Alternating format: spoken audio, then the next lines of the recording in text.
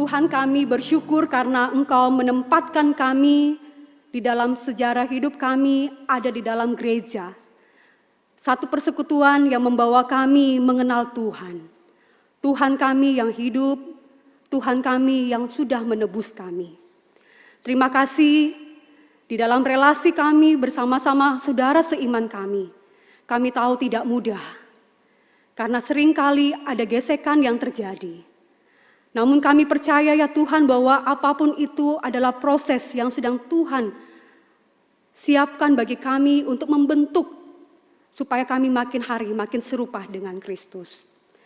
Tolonglah kami supaya dalam waktu pemberitaan firman ini kami sekali lagi diteguhkan oleh firman-Mu. Kami mengerti rencana Tuhan pada waktu Tuhan menempatkan kami ada di tengah-tengah komunitas orang percaya lainnya. Ini doa kami bersyukur berdoa demi Kristus Sang Firman yang hidup, kiranya menuntun setiap kami. Amin. Mari kita membuka Amsal pasal 27 ayat 17. Satu ayat yang pendek dan tidak asing lagi buat kita. Mari kita membacanya secara bersama-sama dengan bersuara, yang di rumah bisa membacanya dengan bersuara. Amsal 27 ayat 17. Amsal 27 ayat 17. Besi menajamkan besi, orang menajamkan sesamanya. Besi menajamkan besi, orang menajamkan sesamanya. Saudara, dalam situasi pandemi COVID-19 ini yang mengharuskan kita stay at home, kita makin merasakan betapa kita membutuhkan kehadiran orang lain, bukan? Perjumpaan langsung dengan orang lain atau kelompok orang tertentu itu tidak dapat digantikan oleh apapun juga. Walau teknologi itu sudah berusaha untuk membantu kita. Pada dasarnya karena memang demikianlah Bapak Ibu kita ini diciptakan. Allah menciptakan kita sebagai makhluk sosial yang memiliki kebutuhan dasar itu untuk berelasi. Pada waktu Allah menciptakan manusia, Allah sengaja menaruh kebutuhan ini di dalam diri manusia. Supaya apa? Supaya manusia memiliki hasrat akan persekutuan dan relasi. Dan relasi itu hanya bisa terjawab di dalam Allah sendiri. Pribadi yang selalu ada dan juga berelasi di dalam ketritunggalannya. Saudara, bersyukur waktu lalu kami hamba Tuhan dan majelis itu bisa mengadakan persekutuan. Ini ada beberapa foto yang terekam. Persekutuan itu melalui satu aplikasi meeting ya. Dari pastori, dari rumah masing-masing, setiap kami itu kumpul di aplikasi ini untuk persekutuan bersama-sama. Walau kondisinya sangat terbatas, tapi kami sangat terharu, bersyukur karena akhirnya kami bisa berjumpa, melihat satu dengan yang lain dan kemudian juga bisa berinteraksi, mendukung satu dengan yang lain. Rindu terobati. Setelah dalam kelompok besar, kami dibagi dalam kelompok-kelompok kecil untuk juga saling mendoakan, saling mendukung satu dengan yang lain. Saudara, hal ini kami syukuri bersama-sama karena kami kemudian bisa berbagi hidup, bisa melihat saudara yang lain satu dengan yang lain, dan itu membuat kami bisa menjadi lebih tajam. Hanya melalui sebuah aplikasi. Tidak ada yang lain. Pasti ada kendala teknis. Tetapi memang kendala teknis itu tidak mengurangi rasa sukacita kami, rasa syukur kami untuk bisa berjumpa satu dengan yang lain. Saudara, kadang-kadang hidup kita itu kurang menghargai sesuatu yang berjalan seperti biasanya. Kalau sesuatu itu sudah rutin, udah biasa, nggak ada kendala, kita tuh kurang menghargai. Tetapi kalau pada waktu ada kendala baru merasakan, wah ini penting, kehadiran orang lain itu penting. Kita menjadi kurang menghargai yang namanya persekutuan, waktu berjumpa dengan saudara seiman di ibadah kompelkah, di ibadah gereja, ibadah rayon, komsel, ataupun juga dalam meeting-meeting, bahkan mungkin pertemuan-pertemuan yang terlihat sepele. Kenapa? karena itu sudah biasa berlangsung. Kita melihat tidak ada kendala, maka tidak terasa ada yang kurang. Kita merasa biasa-biasa aja. Tetapi ketika kondisi yang seperti sekarang, corona mengajarkan kita apa artinya kehadiran orang lain. Kehadiran orang lain itu penting, berelasi dengan orang lain itu penting. Kita tidak bisa hidup kalau kita tidak punya relasi dengan orang lain. Pandemi corona mengajarkan apa artinya persekutuan, apa artinya ibadah, apa artinya berjumpa dengan orang yang lain di gereja, apa artinya beribadah di gereja. Yang sebenarnya kalau dulu dibatasi oleh karena tempat, tetapi sekarang tidak bisa dibatasi oleh tempat, karena bisa juga beribadah di rumah masing-masing. Banyak hal yang bisa kita pelajari. Pada dasarnya juga, saudara kita itu cenderung kurang menghargai sebuah relasi, karena seringkali kita berjumpa juga dengan kenyataan pahit dalam hidup kita. Kenyataan pahit ketika orang-orang yang terdekat yang ada di gereja justru menyakiti kita. Suatu kali ada seorang wanita, dia disakiti oleh teman komselnya. Dia jadi nggak bisa tidur, dia berpikir dengan apa yang dikatakan oleh teman komselnya. Karena perkataannya perkataan yang nggak enak, melukai hati, dan itu perkataan yang pedas. Dia berpikir kok bisa teman komsel saya berbicara seperti ini, sedangkan teman saya di kantor yang belum percaya justru mendukung dia dan menguatkan dia. Tetapi temannya yang di gereja, yang dia harapkan bisa mendukung dia, justru mengkritik dia habis-habisan. Saudara, di atas tempat tidur itu dia meminta hikmat dan ketenangan dari Allah. Namun hal itu masih mengganggunya sampai beberapa minggu. Karena masih terusik, dia kemudian akhirnya menyerahkan itu di hadapan Tuhan. Dia berdoa kepada Tuhan, Tuhan, aku terluka. Tapi tunjukkanlah apa yang harus aku ubah. Tunjukkan apa yang benar melalui perkataan temanku itu. Dia sadar bahwa temannya itu telah bertindak seperti besi yang tajam, yang menggosok dia dengan keras, dan Allah memakai temannya untuk itu. Dan dia sadar, kalau dia berespon salah, maka hidupnya atau karakternya tidak akan terbentuk. Maka dia kemudian datang merendahkan diri di hadapan Tuhan dan mengaku kekerasan hatinya. Saudara, Raja Salomo tahu bahwa hidup dalam komunitas itu dapat terasa sulit. Maka dalam Amsal pasal 27 ini kita melihat ada begitu banyak yang dibahas oleh Salomo dan itu terkait hubungan antar manusia. Salomo menyebut bahwa perkataan yang tajam dari seorang teman itu sama seperti besi yang menajamkan besi. Saudara, besi menajamkan besi, orang menajamkan sesamanya. Ada dua hal yang akan kita lihat dari kalimat ini. Yang pertama, besi ada untuk menajamkan. Besi ada ya tentu untuk menajamkan, bukan untuk menusuk. Saudara, apa sih artinya besi menajamkan besi? Ketika kita menggosokkan dua bilah pisau bersama-sama, besi tersebut itu akan lebih tajam dari sebelumnya. Benda tersebut akhirnya juga bisa melakukan tugasnya secara efektif dan efisien. Baik itu memotong, mengiris, ataupun yang lain. Ketika besi menajamkan besi, pasti akan muncul gesekan. Dan gesekan itu pasti melukai. Dan gesekan itu kadang-kadang muncul api. Api berbicara tentang apa? Tentang emosi, tentang kemarahan, tentang kepahitan, sakit hati, kejengkelan, kebencian, dan berbagai luka yang menyakitkan. Saudara, sesungguhnya Tuhan sedang menajamkan kita itu melalui hubungan dengan orang-orang di sekitar. Tujuan Tuhan menajamkan kita adalah supaya kita semakin halus, semakin sempurna dan semakin berkenan dan semakin menyerupai dengan Kristus. Karena itu ketika ada orang yang Tuhan tempatkan di dalam hidup kita, bahkan di dalam komunitas gereja, kita patut bersyukur. Karena pasti bukan kebetulan kita bisa menjumpai orang yang macam seperti itu. Tuhan sengaja menempatkan orang-orang itu untuk menajamkan hidup kita. Tuhan sengaja menempatkan mereka supaya kita makin hari makin indah, diasah, ditempa oleh orang itu. Saudara, karena itu kita tidak boleh kemudian menyalahkan orang lain, apalagi mengkambing hitamkan orang lain di dalam persekutuan. Karena kita harus melewati proses ini, melewati proses penajaman. Yusuf tidak pernah mengkambing hitamkan saudara-saudaranya. Yusuf tidak pernah mengeluh, walaupun saudara-saudaranya itu telah menyakiti dia, bahkan membuat hidupnya menderita. Bahkan di dalam Kejadian pasal 50 ayat 20, Yusuf dengan berani dia katakan seperti ini. Memang kamu telah mereka-rekakan yang jahat terhadap aku, tetapi Allah telah mereka-rekakannya untuk kebaikan, dengan maksud melakukan seperti yang terjadi sekarang ini, yakni memelihara hidup suatu bangsa yang besar.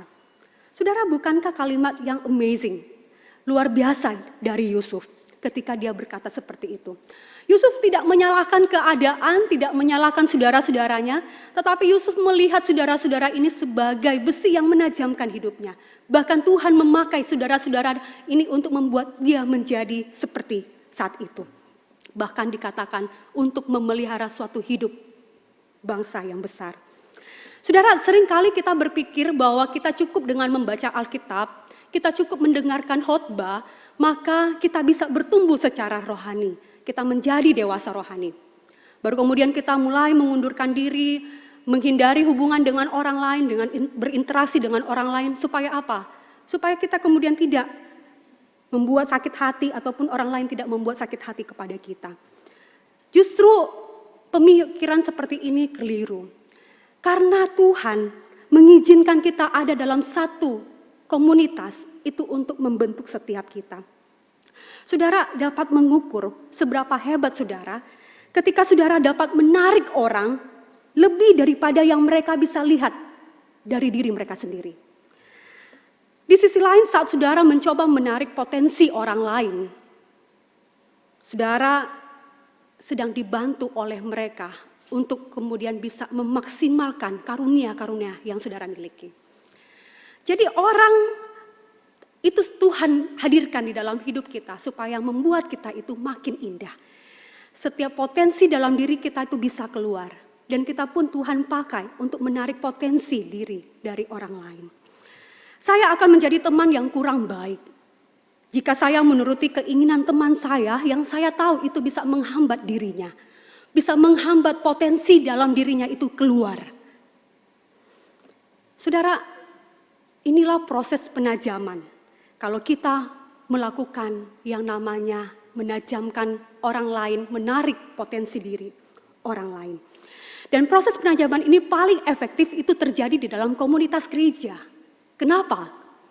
Saudara, karena gereja adalah kumpulan orang-orang yang sudah ditebus dengan darahnya. Darahnya yang mahal. Gereja adalah kumpulan orang-orang berdosa yang sudah menerima anugerah. Gereja adalah kumpulan orang-orang yang sudah mengalami kasih dan pengampunan. Sudah kenal yang namanya kasih dan pengampunan. Sudah mengalami itu dan sebenarnya tahu apa artinya mengasihi dan mengampuni. Gereja adalah kumpulan orang-orang yang sedang bergerak bersama-sama. Bertumbuh ke arah keserupaan dengan Kristus. Jadi kehadiran saudara, kehadiran saya, saudara di tempat ini, dimanapun, di dalam satu komunitas gereja, tentu itu sama-sama penting.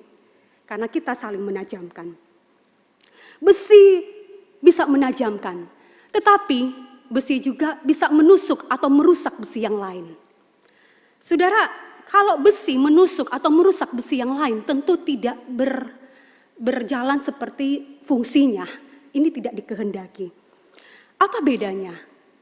Apa bedanya besi yang menajamkan dengan besi yang menusuk atau merusak? Saudara, besi yang menusuk itu berarti kita menyampaikan sesuatu kepada orang lain itu bukan berdasarkan kebenaran, tetapi berdasarkan opini pribadi.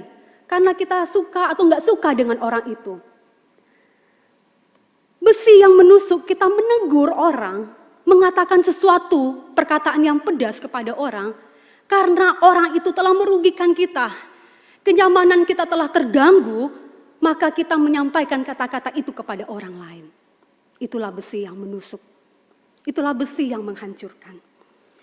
Saudara, sebaliknya, kalau bilang besi yang menajamkan, berarti besi itu sedang memperindah besi lainnya, supaya dia bisa menjalankan fungsinya. Besi yang menajamkan itu berarti besi itu menggunakan segala potensi di dalam dirinya untuk menarik kawannya itu juga bisa keluar potensi di dalam dirinya. Sehingga apa? Hidup sesuai dengan rencana Allah. Besi menajamkan besi. Orang menajamkan sesamanya. Besi yang menajamkan berarti kita menyampaikan dengan penuh kasih dan berdasarkan kebenaran kepada teman kita.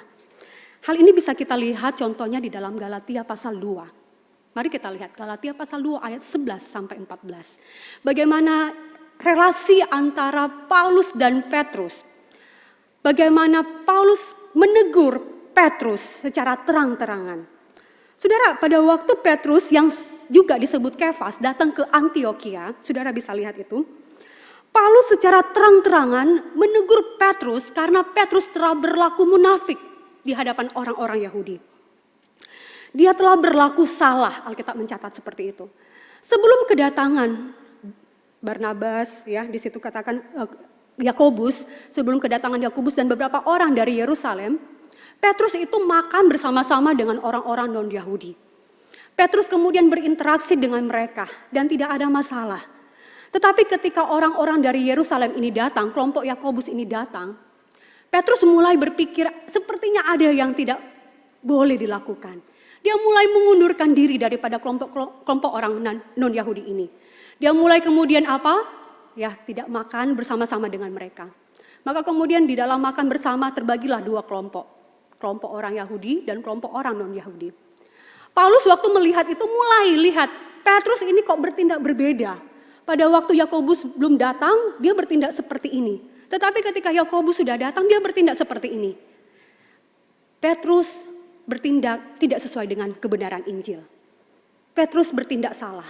Maka di depan orang Yahudi itu, Paulus menegur dengan keras Petrus. Saudara, ketika Paulus menegur Petrus dengan keras, tentu apa? Nggak enak ya. Ada rasa sakit. Ada perasaan yang tidak enak itu muncul. Saudara, saya bisa bayangkan kalimat-kalimat yang dilontarkan oleh Paulus kepada Petrus itu tidak enak. Karena di hadapan orang Yahudi yang lain, Paulus menegur secara terang-terangan kepada Petrus. Tetapi Paulus melakukan itu karena Paulus ingin menajamkan Petrus. Menajamkan Petrus di dalam pelayanannya. Supaya dia tidak berlaku munafik di hadapan orang-orang Yahudi. Supaya Petrus makin baik di dalam pelayanannya. Saudara, kalau kita menegur orang untuk kebaikan orang dan berdasarkan kebenaran, itulah besi yang menajamkan, bukan besi yang menusuk. Saudara, Mazmur 141 ayat 5a berkata seperti ini. Biarlah orang benar memalu dan menghukum aku, itulah kasih. Biarlah orang benar memalu dan menghukum aku, itulah kasih. Saudara, kadang-kadang kita menghindari yang namanya teguran atau kritikan.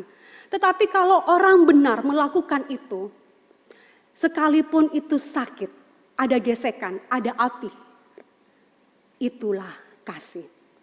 Mazmur ini mau mengingatkan setiap kita bahwa betapa pentingnya kehadiran orang lain. Walaupun orang itu mungkin menyakitkan, tetapi kalau dia melakukan yang benar, maka itu tandanya kasih. Saudara, yang kedua, proses penajaman itu membutuhkan waktu. Saudara, kalau kita lihat di dalam hidup kita itu orang yang kadang-kadang jadinya nggak sabar, yang namanya proses. Kita menuntut hasil itu jauh lebih cepat daripada proses. Kita sulit untuk menikmati proses. Yang namanya proses pasti membutuhkan waktu. Salomo mengatakan, besi menajamkan besi. Kalimat selanjutnya di dalam bahasa Ibrani ini lebih pas. Berdasarkan analogi yang diangkat oleh Salomo, besi menajamkan besi, maka kalimat yang selanjutnya seperti ini, saudara. Besi menajamkan besi. Satu orang menajamkan wajah orang lain. Jadi satu orang menajamkan wajah orang lain. Jadi kalau diterjemahkan dari bahasa aslinya seperti itu. Seperti halnya seorang pria dapat mempertajam wajah pedangnya dengan besi agar lebih tajam dan lebih cocok di dalam pertempuran nantinya. Demikian juga seorang teman yang setia, ya dikatakan teman yang setia memperlengkapi temannya untuk berhasil. Saudara, untuk menajamkan besi di dunia kuno tidaklah sama seperti sekarang. Kalau sekarang lebih mudah untuk menajamkan besi. Kenapa? Karena ada alat-alat. Ada alat batu asahan listrik, ada perangkat penajam lainnya yang kemudian itu bisa dilakukan dengan cepat. Menajamkan besi bisa dengan cepat.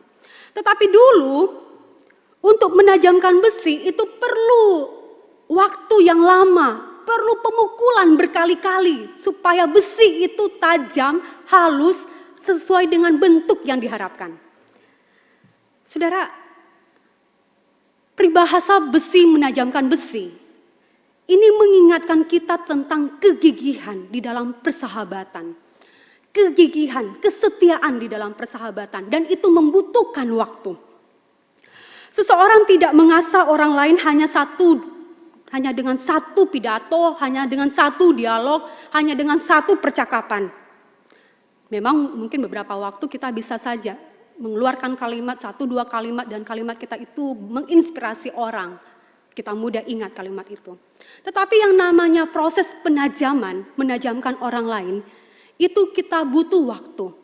Waktu untuk bersahabat dengan orang itu, bersahabat, bergaul dengan orang itu, mengenal orang itu, dan mulai mengasah orang itu. Jadi tidak hanya 1-2 kalimat, tetapi itu butuh waktu yang panjang. Bisa bertahun-tahun, bahkan juga melewati berbagai musim kehidupan, baru penajaman itu terjadi. Saudara, disinilah kesetiaan dan kegigihan itu dibutuhkan. Bukankah demikian juga yang terjadi dalam proses pemuridan? Jika seorang mentor tidak bisa menjadi sahabat yang setia, tidak gigih, tidak sabar buat orang yang dia muridkan, maka dengan mudah dia bisa meninggalkan orang yang dia muridkan itu. Ketika berhadapan dengan hal-hal yang tidak diharapkan. Bahkan kita melihat sepertinya dia nggak bertumbuh, kita begitu dengan mudah meninggalkan orang itu. Apalagi dalam kondisi COVID-19 seperti sekarang ini Bapak Ibu, ketika keadaan serba sulit. Kita bisa capek memuridkan orang-orang yang tidak punya minat yang sama untuk bertumbuh. Tidak punya minat yang sama untuk belajar. Kita bisa meninggalkan mereka, bahkan kita bisa menjadikan alasan karena COVID-19. Ya nggak apa-apa, nggak bertemu. Nggak apa-apa, tidak ada kontak. Dan terjadilah pembiaran. Saudara, menajamkan saudara seiman kita dalam tubuh Kristus itu membutuhkan waktu. Sama seperti Kristus sendiri menajamkan murid-muridnya. Membutuhkan waktu bertahun-tahun dan interaksi intens perlu dibangun. Saudara, ini pun mengingatkan saya di dalam pelayanan pemuridan yang saya lakukan di dalam pelayanan mentor remaja. Tidak menjadi alasan bagi saya untuk tidak memuridkan mereka di tengah kondisi pandemi COVID-19 ini. Justru di situasi yang seperti ini Tuhan sedang menguji kesetiaan saya untuk melayani, untuk memuridkan mereka. Saudara, bagaimana dengan yang lain?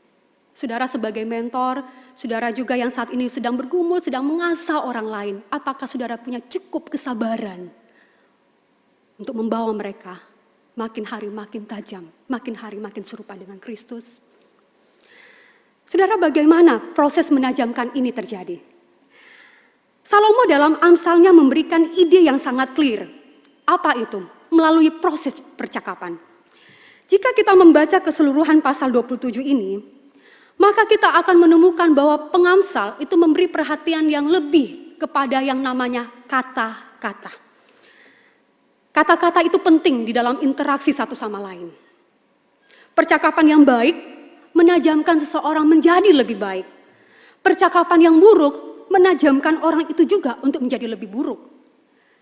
Percakapan yang bijak dan bermanfaat menajamkan kecerdasan orang, menajamkan sikap seseorang, membuat wajah tampak ceria dan lebih hidup, memberi pesona dan kebaikan. Percakapan yang baik menajamkan karakter yang baik. Sebaliknya, hawa nafsu serta amarah orang-orang jahat itu dipertajam melalui percakapan yang jahat. Karena itu saudara, berjaga-jagalah terhadap siapa yang kita pilih untuk diajak bercakap-cakap. Karena pengaruhnya itu sangat-sangat besar di dalam hidup kita. entah itu baik, entah itu buruk. Saudara, kita orang yang sudah ditebus perlu mengembangkan percakapan yang membangun satu dengan yang lain. Kita tidak bisa membuang waktu kita, karena hidup kita ini begitu berharga. Kita tidak boleh membuang waktu untuk apa? Saling mengejek dan menjatuhkan orang lain. Kita perlu saling mendorong di dalam kasih, di dalam pekerjaan baik menjelang hari Tuhan mendekat. Ibrani pasal 10 ayat 24 sampai 25. Saudara, kita bisa lihat itu dalam kisah di dalam Alkitab contohnya. Kisah di gereja mula-mula. Kisah Barnabas dan Paulus memberi kita petunjuk penting apa arti saling menajamkan di dalam komunitas gereja. Saudara, kita tahu Paulus itu mantan penjahat. Paulus mantan penjahat, dia menjadi ancaman yang serius bagi jemaat. Dia sulit diterima oleh jemaat, oleh orang percaya pada saat itu. Namun Alkitab mencatat bahwa Barnabas tampil berbeda. Barnabas datang menerima Paulus dan mendukung Paulus di dalam pelayanan. Siapa Barnabas? Alkitab mencatat Barnabas itu seorang yang baik, penuh Roh Kudus dan penuh iman. Itu Barnabas. Barnabas sengaja pergi ke Tarsus. Dia mencari Paulus dan membawa Paulus itu ke Antiokhia. Lalu kemudian kita tahu cerita selanjutnya, cerita Paulus dan Barnabas di tengah-tengah perjalanan pelayanan mereka. Mereka kemudian berselisih paham dan itu sangat tajam. Karena apa? Mereka kemudian berpikir apakah membawa Markus yang sudah meninggalkan mereka di Pamfilia atau tidak. Paulus menyetujui untuk membawa, tetapi Barnabas tidak menyetujui. Barnabas menyetujui, tapi Paulus tidak menyetujui. Saudara, perselisihan itu terjadi. Tetapi saudara, kalau kita lihat, di dalam perselisihan itu pun tidak membuat keduanya kemudian surut di dalam pelayanan. Membuat mereka meninggalkan pelayanan. Tidak. Tetapi Paulus dan Barnabas setelah itu mereka apa? Melayani Tuhan. Makin baik, makin efektif. Dan kita lihat bagaimana kemudian respons daripada Paulus di akhir pelayanannya. Dia menerima kembali Markus. Saudara, besi menajamkan besi. Orang menajamkan sesamanya. Barnabas menajamkan Paulus. Dari sebelumnya dia tidak bisa diterima di dalam komunitas orang percaya. Barnabas siap mendukung, menerima Paulus dan memberikan dukungan yang besar dalam pelayanan. Walaupun orang yang sebelumnya dia dukung berselisih paham tajam, tetapi kemudian itu tidak juga membuat dia surut di dalam pelayanan. Begitu juga dengan Paulus.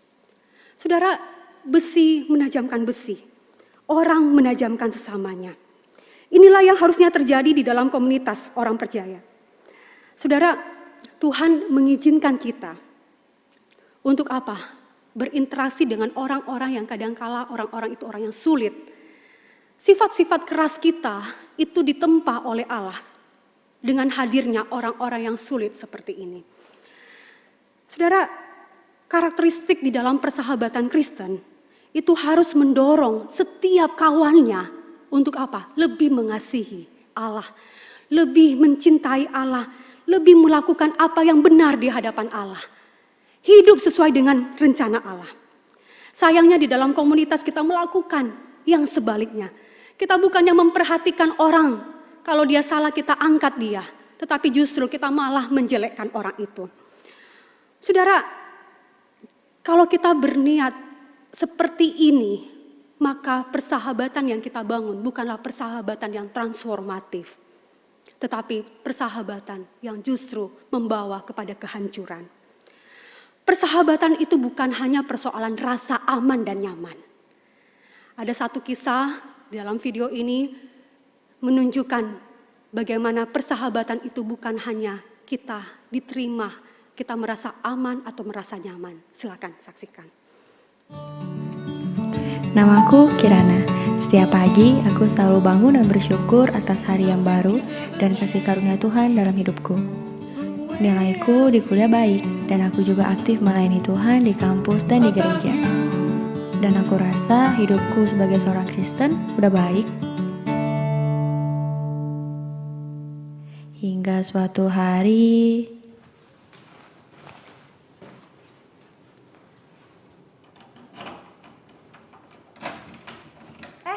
Halo. hai, kamu baru pindah sini ya? Iya nih, aku baru pindah. Kenalin, nama aku Laras.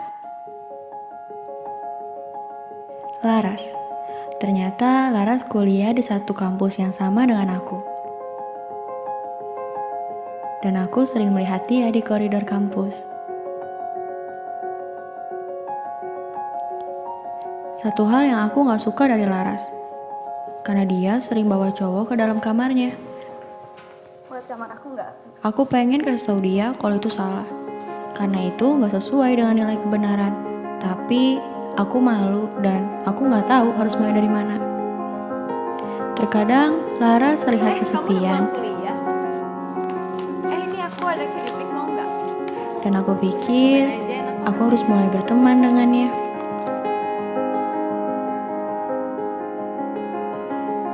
Banyak kesempatan untuk aku bersaksi tentang kebenaran.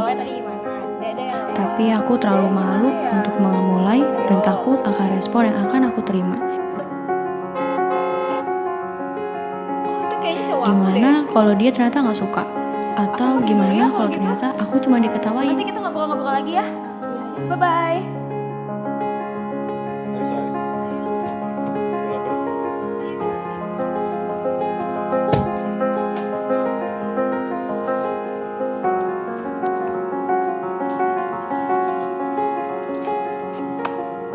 Hati-hati ya.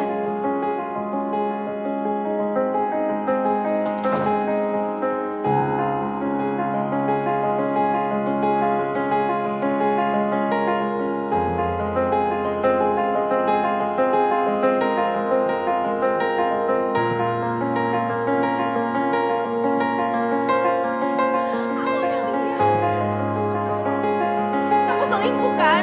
Selingkuh apa sih maksudnya? Ini udah Udah jangan jelas. mulai nuduh-nuduh lah. Udah, gak usah tuduh-tuduh.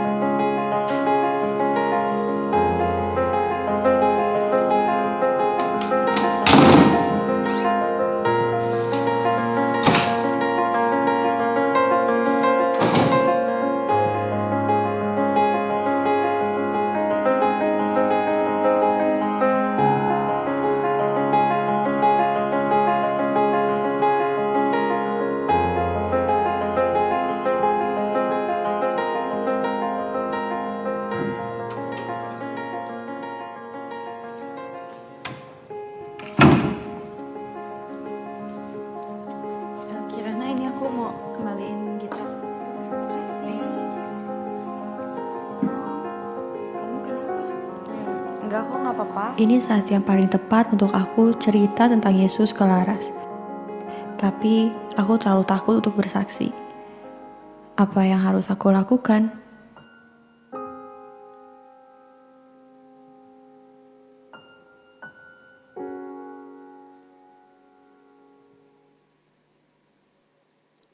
Saudara, Kirana merasa dia sudah cukup baik menjadi orang Kristen. Sampai suatu waktu dia berhadapan dengan satu peristiwa teman kosnya yang baru kemudian melakukan hal-hal yang bertentangan dengan firman Tuhan. Dia mengalami dilema di dalam dirinya. Apa yang harus dia lakukan? Menjaga pertemanannya ataukah menegur dan bersaksi tentang Yesus? Apa yang harus dia lakukan? Saudara, bukankah di dalam kondisi hidup kita seringkali juga kita diperhadapkan dengan hal-hal yang seperti itu? Apa yang akan kita lakukan? Menjaga pertemanan kita atau kita berani untuk berkata-kata yang benar sesuai dengan firman Tuhan supaya orang itu makin tajam, hidup makin kudus di hadapan Tuhan atau tidak? Persahabatan orang Kristen harus menantang kita untuk hidup lebih dekat dengan firman Allah, mencerminkan karakter Kristus dan menunjukkan siapa Tuhan kita. Timothy Keller, dia mengatakan seperti ini. Persahabatan rohani, nih ya dikatakan, persahabatan rohani adalah dengan penuh semangat, menolong satu dengan yang lain, mengenal, melayani, mengasihi, dan menyerupai Allah dengan cara yang lebih dalam dan lebih dalam. Saudara, yang namanya persahabatan rohani itu harus menolong orang lain untuk apa?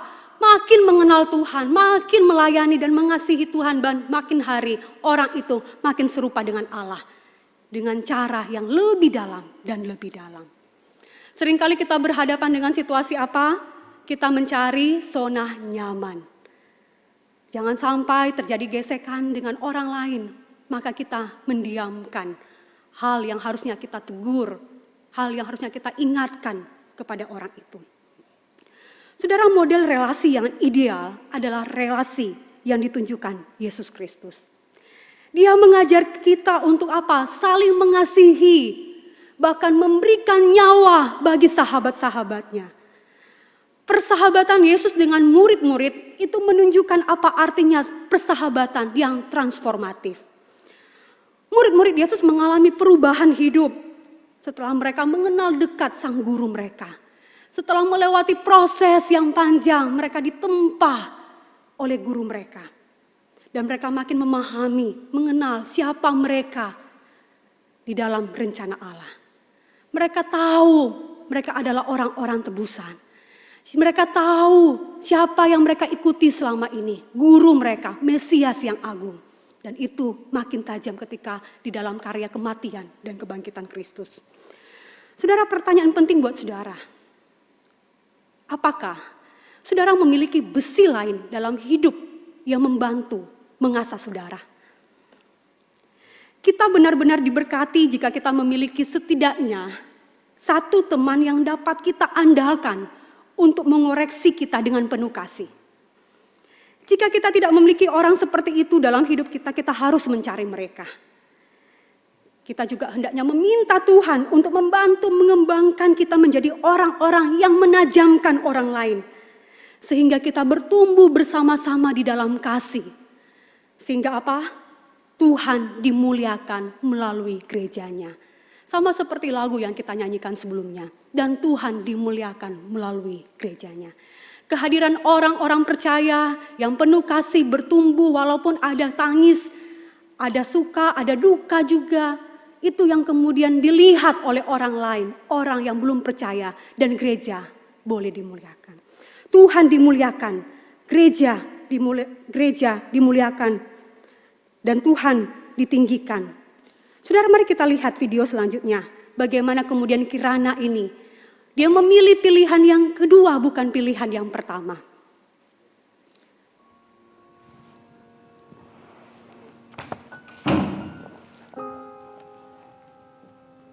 Kirana, ini aku mau kembali kita kamu. Iya, makasih. By the way, kamu kenapa? Enggak sih, enggak kenapa-napa kok. Enggak apa-apa. Ya udah, aku mau kembali dulu ke kamar ya. Bentar. Sini dulu dah, Laras. Kamu tahu gak sih kalau Tuhan Yesus itu sayang banget sama kamu, dan Dia pasti gak mau melihat anaknya sedih dan menderita kayak gini. Kamu pasti bisa menghadapi ini. Sejak saat itu, Laras memutuskan untuk menerima Yesus sebagai juru selamat, dan hidup Laras mulai berubah, dan kami menjadi sahabat. Berdoa dan membaca firman Tuhan sering kami lakukan bersama, bahkan kami juga lulus di waktu yang bersamaan.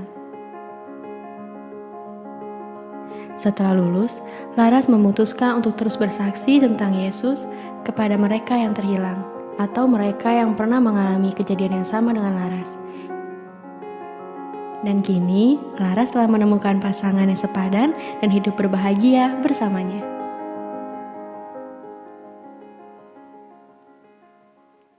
Apa jadinya Laras kalau Kirana memilih pilihan yang pertama? Membiarkan, mendiamkan, dan tidak bersaksi tentang Kristus kepada Laras. Tentu hidup Laras tidak berubah. Hidup Laras terus berada di dalam kegelapan. Namun Kirana mengambil keputusan yang tepat. Untuk apa? Menyaksikan Kristus. Walaupun itu harus keluar dari kebiasaan, dari rasa nyaman di dalam diri Kirana. Dia menegur dan dia menyaksikan siapa Kristus kepada Laras. Saudara, persahabatan yang kita bangun di dalam komunitas gereja itu harusnya makin membuat satu dengan yang lain itu indah, makin tajam, makin indah, makin kudus dan makin berkenan di hadapannya. kiranya kita melakukan bagian kita masing-masing. Besi menajamkan besi, orang menajamkan sesamanya. Amin. Mari kita tundukkan kepala, kita berdoa. Tuhan, kami bersyukur untuk kebenaran firman Tuhan yang sudah kami pelajari bersama-sama. Tolonglah kami supaya dalam hidup kami, dalam hidup berkomunitas di gereja, kami boleh menjadi orang yang dapat menajamkan sesama kami.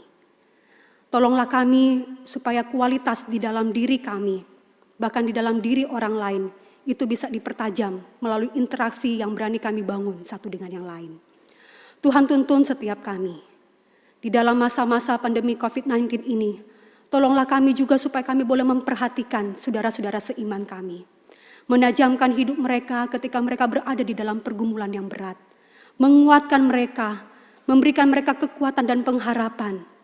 Dan kami berdoa, biarlah Tuhan juga yang menolong setiap kami ketika kami berhadapan dengan orang-orang yang sulit, orang-orang yang Tuhan pakai untuk menajamkan kami, mengkritik kami, ataupun mengeluarkan kata-kata yang pedas. Tolonglah kami supaya kami bisa melihat itu sebagai sarana yang Tuhan pakai untuk menajamkan hidup kami. Supaya kami sama-sama rendah hati di hadapan Tuhan. Kami sama-sama mau dibentuk oleh Tuhan, mau bertumbuh semakin hari semakin serupa dengan Kristus. Ini doa kami, ini syukur kami berdoa hanya di dalam nama Tuhan Yesus, Tuhan dan Juru Selamat kami yang hidup. Amin.